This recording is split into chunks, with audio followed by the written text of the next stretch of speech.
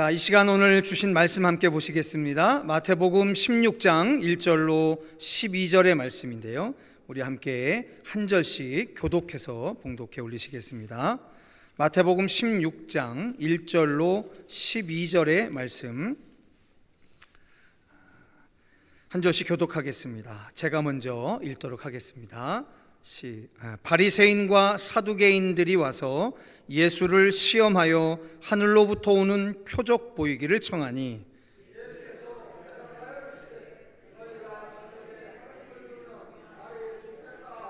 아침에 하늘이 붉고 흐리면 오늘은 날이 굳겠다 하나니 너희가 날씨는 분별할 줄 알면서 시대의 표적은 분별할 수 없느냐.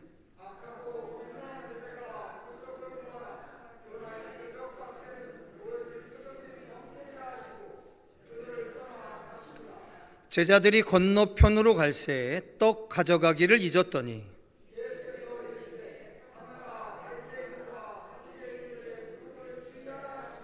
제자들이 서로 논의하여 이르되 우리가 떡을 가져오지 아니하였도다 하거늘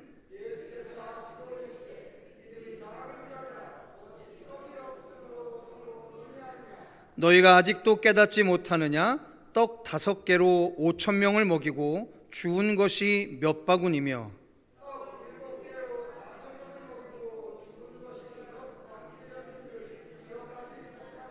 어찌 내 말한 것이 떡에 관함이 아닌 줄을 깨닫지 못하느냐. 오직 바리새인과 사두개인들의 누룩을 주의하라 하시니 그제서야 제자들이 떡의 누룩이 아니요 바리새인과 사두개인들의 교훈을 삼가라고 말씀하신 줄을 깨달으니라. 아멘. 할렐루야. 날씨가 많이 추운데 또 내일 우리 교회에서 제37회 권사회 총회가 또 개최되어지는 과정 가운데 애쓰고 수고하시는 우리 권사회 또 연합여전대 회원 여러분들의 수고를 감사를 드립니다. 내일도 많이 춥겠지만 어쨌든 교회가 지방의 권사님들 잘 섬기는 그런 한 날이 될 수 있었으면 좋겠습니다. 하나님의 사람들을 섬기는 일이니까 하나님께서 우리에게 합당한 힘도 주시고 능력도 주시고 또한 복도 허락하시게 될 줄 믿습니다. 자, 우리가 수요일 수요 새 예인 예배라고 하는 제목을 가지고 우리는 특별히 예수의 이야기를 집중을 하고 있습니다.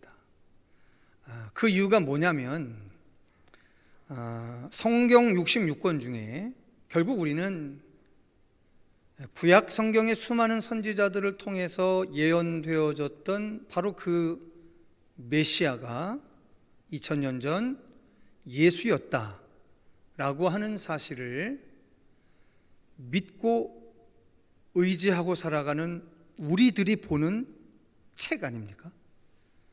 그러면 성경 66권 중에서 성경 전체가 오직 그분을 위하여 쓰여진 글이라고 한다면 우리가 접하게 되는 마태, 마가, 누가, 요한 그리고 조금 더 하자면 사도행전까지 이 5권의 책은 조금 전문 용어로 얘기하자면 primary source, 즉 가장 원론적인 원천이 되는 겁니다.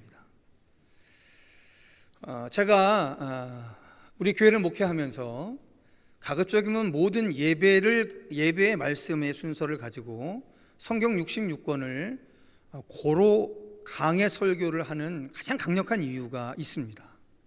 그것은 바로 뭐냐면 우리 시대에 각각의 교회가요 뭐 제자 훈련이다 무슨 훈련이다라고 하는 형식으로 많은 어떤 프로그램들이 있는데 중요한 건 그 훈련 교재들은 아무리 배제하려고 해도요 그 훈련 교재를 집필을 한 목적을 전혀 배제할 수가 없습니다.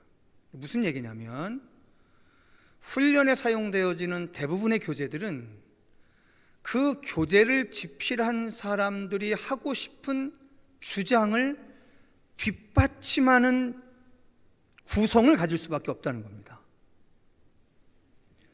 이걸 여러분들이 언제 아시게 되냐면 성경을 처음부터 마지막까지 골고루 읽어서 균등한 지식을 갖게 되면 여러분들이 이제껏 꽤 성경 다음으로 권위를 가지고 손에 쥐고 있었던 훈련의 교재들이 성경의 이 이야기를 이렇게도 사용을 하는구나라고 느껴질 때가 올 겁니다.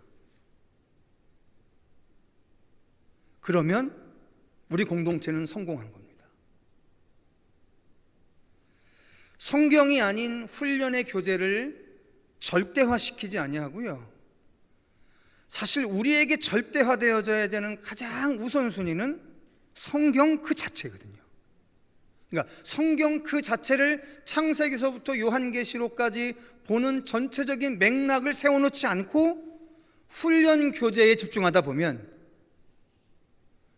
여러분들이 알지 못한 채로 여러분들이 그 저자의 의도나 주장 가운데 오히려 묶여지는 일들이 있을 수 있습니다. 물론 그렇게 묶여져도 안 묶인 것보다 더 예수의 삶에 가깝게 사는 거니까 큰 문제가 없을 수 있습니다. 그런데 저는 그것보다 할 수 있다면 성서 전체가 이야기하려고 하는 뚜렷한 맥락을 우리 공동체가 깊이 알아서 오히려 나머지의 것들을 평가할 수 있는 공동체로 가는 게 저는 옳다라고 봅니다. 긴 이야기이고 긴 시간이 걸리는 거지만 저는 그 길을 좀 가고 싶습니다. 그런 과정 가운데 오늘 이 수요일에는 저는 예수에 대한 이야기에 집중을 합니다. 왜냐하면 성경 66권 중에 베스트 오브 베스트, 즉 가장 핵심적인 이야기, 예수에 대한 이야기가 그 1차적인 자료로 복음서에 기록이 되어 있기 때문에 그 예수의 언행이나 행적에 대해서 해석을 한 제자들이나 선지자의 글들은 나중에 읽으시고 직접적으로 예수 그분이 뭐라고 이야기했고 언제 어떤 행동을 했는지를 먼저 아는 것이 되게 중요하다라고. 그걸 먼저 알아야 나머지 제자들의 해석이나 선지자들의 예언은 그것에 맞추어서 우리가 해석해낼 수 있다라고. 그래서 수요일은 시간이 걸려도 딱딱해도 성경을 좀 깊이 보는, 특별히 예수에 대한 이야기를 깊이 보는 시간으로 우리가 가져야겠다, 이런 생각을 하고 있습니다. 자, 성도 여러분, 오늘 바리새인과 사두개인의 누룩이라고 하는 제목으로 잠깐 말씀을 나누려고 하는데요. 자, 여러분 잘 아시는 것처럼 오늘 두 부류의 사람이 예수를 찾아옵니다. 그 첫 번째가 바리새인이고요, 두 번째가 사두개인, 이렇게 되어 있습니다. 자, 여러분 혹시 이전까지는 주로 예수님한테 찾아와서 따지고 묻고 했던 사람들이 누구였냐면 바리새인과 서기관이었어요. 그렇죠? 바리새인과 서기관이에요.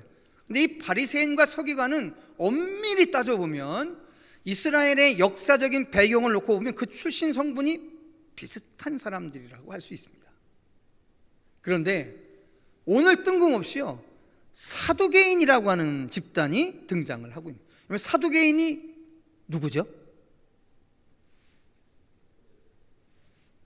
일컬어 대제사장이었던, 다윗 시대의 대제사장이었던 사독의 후손들이라, 사독의 후손이라 자기들을 뭐라고 하는 거예요? 사두개인이라고 하는 거예요. 사두개인. 그러니까 즉 이스라엘 역사 가운데 가장 최고의 주류 집단인 대제사장의 후예들이라고 살아가는 사람들입니다. 이 사람들은 딱 모세 오경밖에는 인정하지 않아요. 모세 오경을 제외한 어떤 성경도 얘네들은 인정하지 않습니다. 근데 바리새인들은 그렇지 않잖아요. 무슨 얘기냐면 바리새인과 사두개인은 원래 정치적으로나 신학적으로나 한 팀이 될 수 없는 집단들인 거예요. 그런데 오늘 예수에게 무언가 따지려고 둘이 연합해서 찾아온 격이 된 거죠.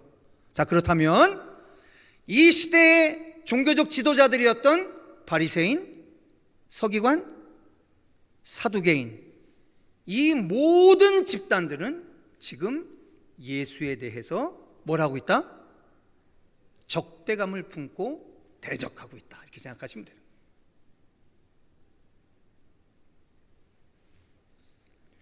자, 그들이 와서 예수님한테 말씀합니다. 우리 다 같이 1절 다시 한번 읽어보시겠습니다. 같이 읽겠습니다. 시작. 바리새인과 사두개인들이 와서 예수를 시험하여 하늘로부터 오는 표적 보이기를 청하니라고 이야기합니다. 자, 사두개인과 바리새인들이 와서 예수에게 뭐라고 이야기하냐면 하늘로부터 오는 표적 보이기를 청했다라고 합니다. 하늘로부터 오는 표적 보이기를 청했다. 자, 성도 여러분, 이 마태복음 16장 이전에 있었던 일 혹시 기억하고 계십니까? 마태복음 14장 15장을 넘어오면서 여러분들 예수께서 베푸신 표적들이 있었어요. 그 대표적인 표적이 뭐였었죠? 그렇습니다. 오병이어. 오병이어 말고 지난주에 했던 칠병이어. 그렇죠? 오늘도 반복되는 얘기니까요. 그죠? 오병이어, 칠병이어. 그렇죠? 오병이어는 유대인들을 향해서, 칠병이어는 이방인을 향해서 베푸셨던 기적이었다. 그래서 5는 유대인, 7은 이방인, 뭐 이런 우리 숫자도 좀 생각을 해보지 않았습니까? 자, 오병이어 사건, 칠병이어 사건이 일어났습니다. 또 혹시 무슨 일이 있었는지 기억하시나요? 혹시 무슨 일이 있었는지 기억하시나요? 그 수로보니 여인 그런 사건도 있었고요. 네, 여러 가지 치유 사건들이 있었고요. 또 여러분 잘 알고 계시는 것처럼 예수께서 무리를 걸어오시사 일렁이는 파도를 잠잠케 하는 사건이 있었습니다. 기억나시죠? 근데 성도 여러분, 이 두 가지 사건이 유대인들에게 무엇을 상상하게 했습니까? 오병이어나 칠병이어 사건은 모세가 광야에서 만나의 사건, 그렇죠? 그래서 그들은 모세 이후에 오시게 될 메시아를 통해서 만나 사건 같은 일이 일어날 거라고 기대를 하고 있었잖아요. 그죠? 그런데 예수님이 오병이어 사건을 일으키자 우리가 그렇게 기다리던 메시아가 저분이구나라고 확 빨려 들어간 거잖아요. 그렇죠? 예. 그리고 또 한 가지, 모세를 통해서 일어났던 정말 기가 막힌 사건이 있었습니다. 그게 바로 뭐냐면 홍해를 갈라버리는 사건인 거죠. 그렇죠? 홍해를 갈라버리는 사건. 근데 그것이 무리를 걸어오시며 파도를 잠잠케 하시는 예수를 보면서 그들은 또한 그 사건을 떠올리게 됩니다. 즉, 지금 일어난 앞전의 몇 가지의 사건들은 예수가 무엇이다라고 표현하기에 충분했냐면 우리가 그토록 기다리던 메시아다라고 하는 사실을 인정하기에 충분한 사건들이었다라고 하는 겁니다. 그런데 바리새인과 서기관과 사두개인들이 뭐라고 이야기하냐면 또다시 하늘로부터 오는 표적을 구하고 있다는 거예요. 하늘로부터 오는 표적. 자, 그 일에 대해서 예수께서 친히 대답하십니다. 우리 다 같이 2절 말씀 같이 2절 3절 읽겠습니다. 2절 3절입니다. 시작. 예수께서 대답하여 이르시되 너희가 저녁에 하늘이 붉으면 날이 좋겠다 하고 아침에 하늘이 붉고 흐리면 오늘은 날이 굳겠다 하리니 너희가 날씨는 분별할 줄 알면서 시대의 표적은 분별할 수 없느냐라고 이야기합니다. 세상의 아침의 노을을 보면서 하루의 일기를 분별할 수 있는 것처럼 지금 너희들 주변에서 일어난 이 일들로 너희들이 지금 살아가고 있는 이 시대가 어떤 시대라고 하는 사실을 분별할 줄 모르겠느냐라고 이야기하는 거죠. 이게 무슨 얘기일까요?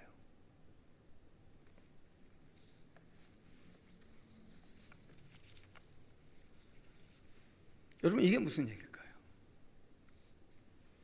혹시 예수님께서 세례 요한의 제자들이 와서 묻잖아요.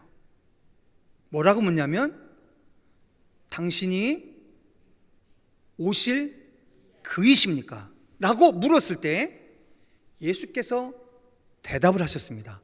이사야 선지자의 글을 가지고. 혹시 기억나시나요? 대충 뭐 정확하게 글자 다 외우는 건 아니지만 뭐라고 답변하셨나요? 이사야 선지자는 거죠. 맹인이 눈을 뜨고. 네. 네. 여러분 기억나시죠?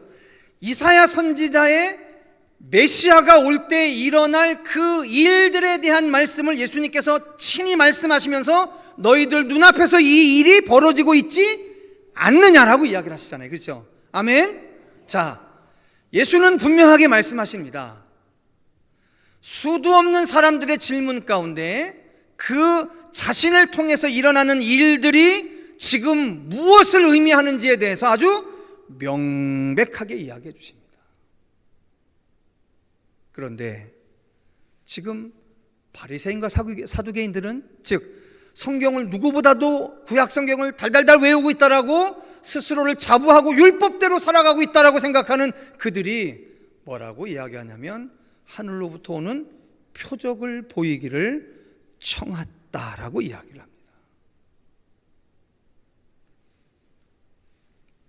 자, 이제 예수의 답변 4절, 우리가 너무도 잘 알고 있는 4절의 답변을 같이 읽겠습니다. 같이 읽습니다. 시작. 악하고 음란한 세대가 표적을 구하나 요나의 표적밖에는 보여줄 표적이 없느니라 하시고 그들을 떠나가시니라 라고 이야기합니다. 자, 예수 앞에 하늘로부터 오는 표적 보이기를 구하고 있는 그들이 지배하고 있는 살아가는 시대를 향해 예수께서 지금 뭐라고 얘기하냐면 악하고 음란한 세대가 표적을 구하나 요나의 표적밖에는 보여줄 표적이 없다라고 이야기를 하십니다. 성도 여러분, 요나의 표적이 뭐죠? 요나의 표적이 뭐죠? 물고기 뱃속에 사흘 동안 계시다가 사흘 후에 물고기가 토해내서 살아난 그거잖아요. 이건 곧 장차 당신을 통해서 일어날 죽었다가 사흘 만에 부활하신 그 사건을 얘기하는 거죠. 자, 예수의 여기까지의 대답 안에 다른 사람의 이야기를 하는 게 아닙니다. 우리가 메시아요 그리스도이시요 주님이라 믿고 있는 예수의 말씀이니까 우리가 진리로 받아들이고 지금 예수가 더 이상 베풀 수 있는 표적은 한 가지다라고 이야기해요. 우리는 그게 표적이라고 여겨지질 않는데, 우리는 그걸 표적이라고 평가하고 싶지 않은데 그리스도이신 주님이 이것이 표적이다라고 지정한 것이 있다고 하는 거예요. 그게 바로 뭐냐면 예수의 죽음과 사흘 만에 부활, 즉 요나의 표적밖에 없다라고 말씀하고 계시더라. 자, 여기서 한 가지 분명한 사실이 밝혀졌습니다. 성도 여러분, 예수의 죽음, 예수의 부활, 이 두 가지는 예수가 이 땅에서 베푸신 최고 수준의 표적임을 믿으셔야 해요. 이게 여러분 절대로 여기에서 벗어나면 안 됩니다. 이건 왜냐하면 주님의 말씀이거든요. 세상의 질문에 대한 주님의 말씀이고 그 세상도 그냥 흐지부지한 세상이 아니라 바리새인, 사두개인, 서기관 같은 그 시대의 최고의 종교적 지도자들이 묻는 질문에 대한 대답이었어요. 그러니까 여러분, 그것은 2000년 전이나 지금이나 변함이 없는 겁니다. 여러분, 이 시대에 우리가 구해야 할 가장 큰 표적이 뭐다? 예수께서 우리를 위해 죽으셨다가 사흘 만에 부활하신 것, 그것 이상의 표적은 존재할 수 없는 거예요. 그게 표적이에요. 자, 그런데 문제는 여기까지는 말입니다. 바리새인과 사두개인들에 대한 대답이었는데요, 주님은 이 교훈의 말씀을 바리새인과 사두개인들이 깨닫기를 희망하시면서 가르쳐 주신 것이 아니었다라고 하는 거예요. 이 가르침의 주인공은 따로 있었어요. 그게 누구냐? 이제 5절부터 나오게 됩니다. 자, 이제 제자들이 건너편으로 갈새 떡 가져가기를 잊었더니 라고 이야기합니다. 그랬더니 예수께서 이르시되 삼가 바리새인과 사두개인들의 누룩을 주의하라, 이렇게 말씀을 하신 거예요. 그랬더니 제자들의 생각입니다. 우리 다 같이 7절의 말씀 같이 읽어보시겠습니다. 7절입니다. 시작. 제자들이 서로 논의하여 이르되 우리가 떡을 가져오지 아니하였도다 하거늘. 자, 또다시 먹고 사는 문제에 대한 문제가 제기가 된 거예요. 근데 여러분, 칠병이어를 일으킬 때도 똑같이 예수님께서는 오병이어 사건 때 일어났던 그 교훈을 잊고 있는 제자들을 질책하시잖아요. 근데 지금 오병이어하고 칠병이어 사건이 두 번이나 제자들에게 일어났는데 또다시 어디로 갔는데 먹을 것에 대한 문제가 생기자 그들은 똑같이 뭘 생각했냐면, 주님의 이야기는 뭐의 문제의 얘기다? 떡 먹는 얘기의 문제다라고 생각을 한 거예요. 여러분, 얼마든지 반복되는 문제잖아요. 어저께 먹는 문제가 오늘도 없어지는 건 아니잖아요. 계속해서 먹는 문제는 우리들에게 평생 동안 이루어지는 문제 아닙니까? 자, 그런데 예수의 이야기입니다. 우리 다 같이 8절, 9절, 10절까지 읽겠습니다. 8절, 9절, 10절입니다. 시작. 예수께서 아시고 이르시되 믿음이 작은 자들아 어찌 떡이 없으므로 서로 논의하느냐? 너희가 아직도 깨닫지 못하느냐? 떡 5개로 5,000명을 먹이고 주운 것이 몇 바구니며 떡 7개로 4,000명을 먹이고 주운 것이 몇 광주리였는지를 기억하지 못하느냐? 이렇게 이야기하십니다. 성도 여러분, 제자들은 여전히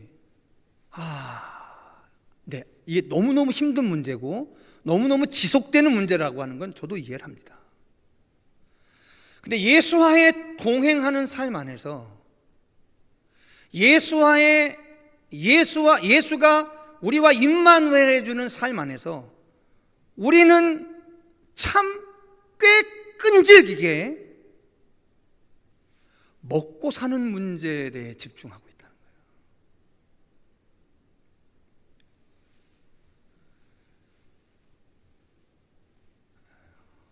우리는 사실 이 문제에서 자유할 수는 없습니다. 참 어려운 문제이기도 합니다. 자, 그런데 혹시 여러분 마태복음 4장에서요 광야에서 40일 동안 굶주리신 예수님을 시험하는 장면을 기억하시잖아요, 그죠? 거기에 첫 번째 시험이 뭐였냐면 굶주릴 대로 굶주리신 그분에게 돌을 떡이 되게 만들려고 합니다. 돌이 떡이 되게 하고, 그 다음에는 높은 곳에서 뛰어내리라고 이야기합니다. 우리 주님은 그것을 얼마든지 하실 수 있었던 분입니다. 근데 성도 여러분, 저는요 진짜 아찔아찔해요. 예전에 저의 믿음이 아찔아찔해요. 왜 아찔아찔하냐면 이 모든 요구를 주님이 들어주셨다고 한다면 오늘 우리들도 지금 이 세대의 그 요구 앞에 어떻게 해야 됐을까? 그리고 더 끔찍한 건 여기 앉아 계신 20분 정도의 우리 성도들이 각각 그 믿음으로 그 능력을 다 가졌다라고 쳐보자고요. 그러면 각자의 삶의 영역에서 막 오병이어 사건 터뜨리고 막 칠병이어 사건 터뜨리고 막 그냥 무리를 걸어 다니고 그냥 주님이 하신 일 그냥 싹 다 해버렸다고 한다면 와, 이거 어떻게 했을까 싶어요.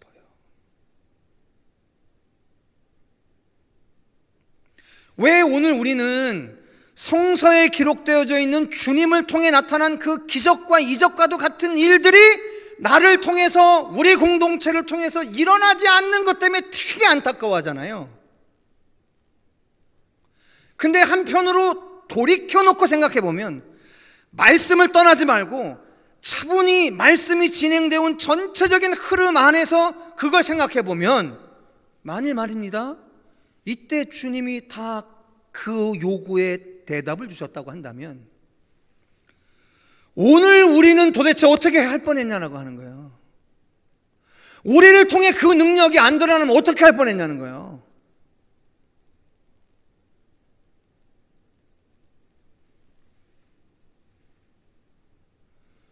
그러면 이 세상에 보이지 않는 하나님, 보이지 않는 주님, 그것을 보는 방법을 이적과 표적이라고 하는 통로가 아니면 아무것도 방법을 만들어 놓지 않았다고 한다면 저는 진짜 너무 끔찍한 거예요. 왜냐하면 역사가 계속 유지될 필요가 있겠습니까?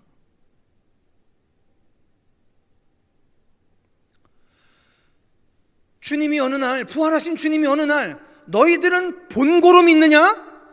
보지 않고 믿는 자가 크도다라고 하는 그 말씀 하나가 오늘 우리들에게 얼마나 큰 가치를 갖고 있는지 모르잖아요.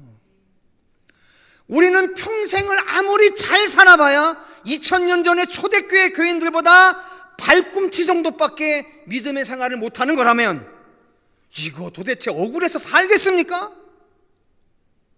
그런데 예수님을 본 적도 없고 들은 적도 없고 만진 적도 없는데 그분의 그 말씀대로 살아가는 우리의 삶이 예수 앞에 더 큰 믿음으로 칭찬받을 수 있는 가능성이 열려 있으니까 오늘 우리가 창의적으로 이 시대를 그리스도에 맞게 살아갈 수 있는 거죠.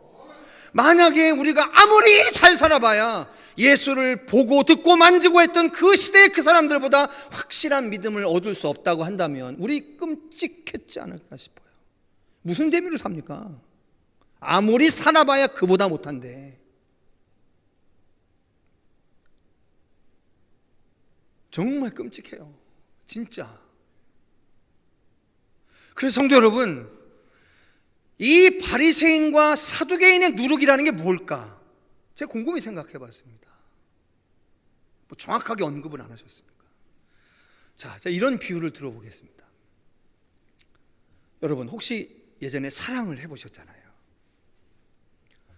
그러면 상대방에게 내가 당신을 사랑합니다 라고 말씀하실 때요, 상대방이 그럼 그 사랑의 징표를 좀 주십시오 라고 하면 우리는 내가 가지고 있는 것 중에 뭐 가장 값진 거나 소중한 것을 건네주면서 이게 징표다라고 이야기할 수 있을 것 같습니다. 그런데 만약에 말입니다, 당신의 사랑을 증명하라고 하면 여러분 어떻게 하시겠어요? 어떻게 하셨습니까? 그 사랑을 증명하라고 하면 여러분, 사랑하는 남녀 사이가 또는 뭐 사랑하는 누구누구가 여러분 그 사랑의 징표는 얼마든지 나누어 가질 수 있습니다. 그런데 사랑을 증명하는 방법은 딱 한 가지밖에 없어요. 사랑을 증명하는 방법은 그게 뭘까요? 그가 나를 사랑한다라고 하는 그 말을 믿고 그 믿음으로 그 삶에 전적으로 투신해서 사는 것밖에 없는 거죠. 그거 말고 증명하는 방법이 뭐가 있나요? 나를 사랑한다라고 그 고백하는 그 고백을 믿고 그 고백한 삶을 내가 믿고 의지하면서 내 인생을 전적으로 그 사랑 안에 쭉 몰입시켜서 살아가는 것 말고는 우리가 사랑을 증명할 방법이 뭐가 있나요?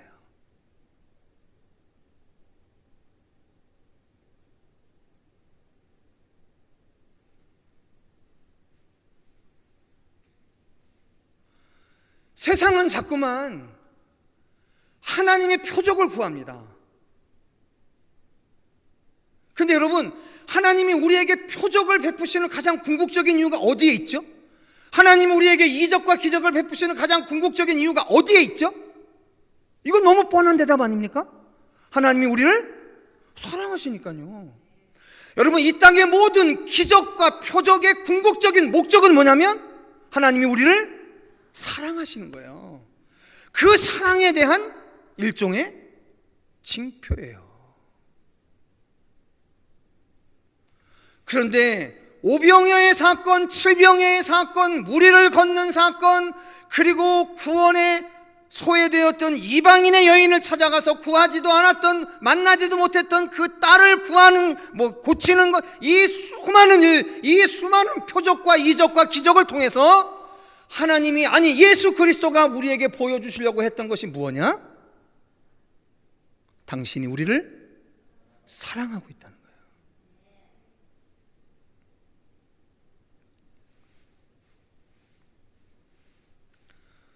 그런데 지금 바리새인과 사두개인과 서기관들은 자기네가 어떻게 해야 당신이 하나님을 믿겠다는 거예요? 내가 당신에게 요구한 것을 당신이 이루시면 내가 하나님으로 믿겠다는 거잖아요. 근데 여러분, 이게 한 번만 뒤로 물러서 생각해 보세요. 다시 말씀드립니다. 내가 당신에게 요구한 것을 당신이 내 눈앞에서 해내면 내가 당신을 하나님으로 믿겠습니다 라고 하는 것은 엄밀히 따져보면 그 하나님은 내 요구 안에 있는 거죠. 내가 원한 것을 이루지 아니하면 그분은 나한테 하나님이 아니 되는 거죠.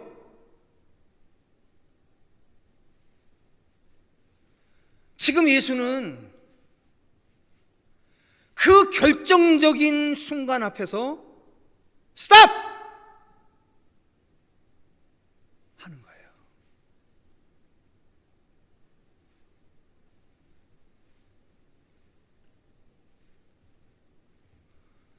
내가 너의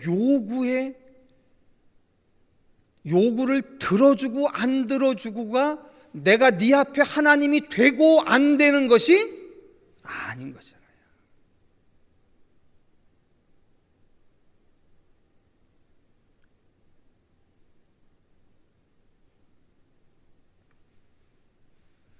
이건 성도 여러분, 그리스도인의 교제에도 똑같이 적용되는 원리입니다. 상대편이 내 요구대로 존재해주고 살아주면 좋지요. 나쁘다라고 얘기하는 거 아닙니다. 그런데 사랑한다라고 하는 것이 뭐냐? 그것을 증명할 방법이 뭐냐? 그건 상대방이 내 원함으로 원하는 모습대로 존재하는지 존재하지 않는지 하고는 다른 차원의 이야기예요.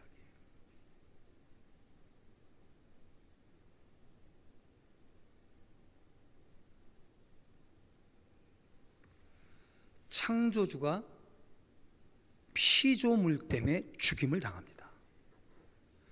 여러분, 창조주가 어떻게 피조물에 의해 살해를 당합니까?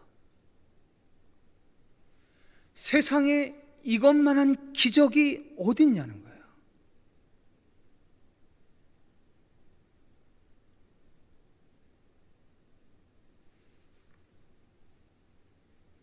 그리고 사흘 만에 부활하신 그 사건을 통해서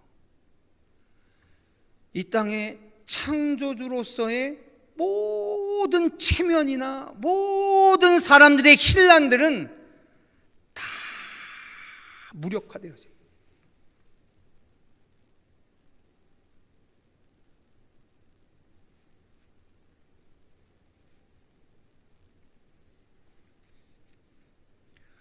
우리 마지막 11절과 12절 말씀 함께 읽으시겠습니다. 11절과 12절입니다. 시작. 어찌 내 말한 것이 떡에 관함이 아닌 줄을 깨닫지 못하느냐? 오직 바리새인과 사두개인들의 누룩을 주의하라 하시니 그제서야 제자들이 떡의 누룩이 아니요 바리새인과 사두개인들의 교훈을 삼가라고 말씀하신 줄을 깨달으니라 라고 이야기합니다. 고린도전서 1장에 사도 바울이 그런 얘기하잖아요. 유대인들은 표적을 구한다고. 그리고 이 시대도 표적을 구하는 그 요구는 계속되고 있습니다. 근데 성도 여러분, 그것이 안 나타나면 예수가 우리의 주님이 아니 되시는 건가요?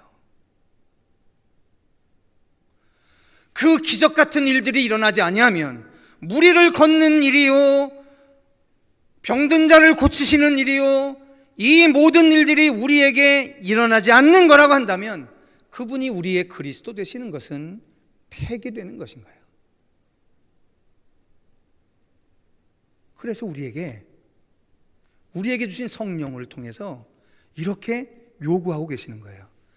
내가 왜 이렇게밖에 할 수 없고 말할 수밖에 없었고 처분할 수밖에 없었는지는 너희들이 내가 걸어갔던 그 길처럼 세 번째, 예루살렘 길인 인생으로 살다 보면 알게 될 것이다 라고 사실은 우리에게 이야기하고 계시는 거죠. 기적, 표적 좋은 겁니다. 하지만 기적과 표적의 바리새적이고 사두개적인 추구는 결국 하나님을 내 요구 밑으로 내려놓는 지극한 인본주의적인 사고예요. 저와 여러분 안에 계신 성령께서는 지금 우리에게 사도 바울의 거룩한 가르침으로 끌고 가고 있는 겁니다. 오늘 네가 어떠한 인생의 날들을 만나든지 간에, 좋은 일을 만나든 싫은 일을 만나든 어떤 일을 만나든 그 모든 너의 인생의 상황과 사건과 상황과 처지들은 예수가 그리스도이심을 드러내기 위한 하나님의 은혜다 라고 하는 사실을 우리에게 이야기하고 있다라고 하는 겁니다. 이것이 깨달아질 때 오늘 우리는 슬픔 속에 기도하는 겁니다. 낭망 속에 기도하는 겁니다. 희망이 없는 절망의 한복판에서 기도하는 겁니다. 그 기도로 하나님은 모든 것이 합력하여 선을 이루어내게 하시는 거룩한 종말론적인 하나님의 공동체의 꿈들을 이루어 나가시는 거죠. 저는 우리 청계 열린 교회가 그러한 공동체일 수 있기를 주님의 이름으로 축원합니다.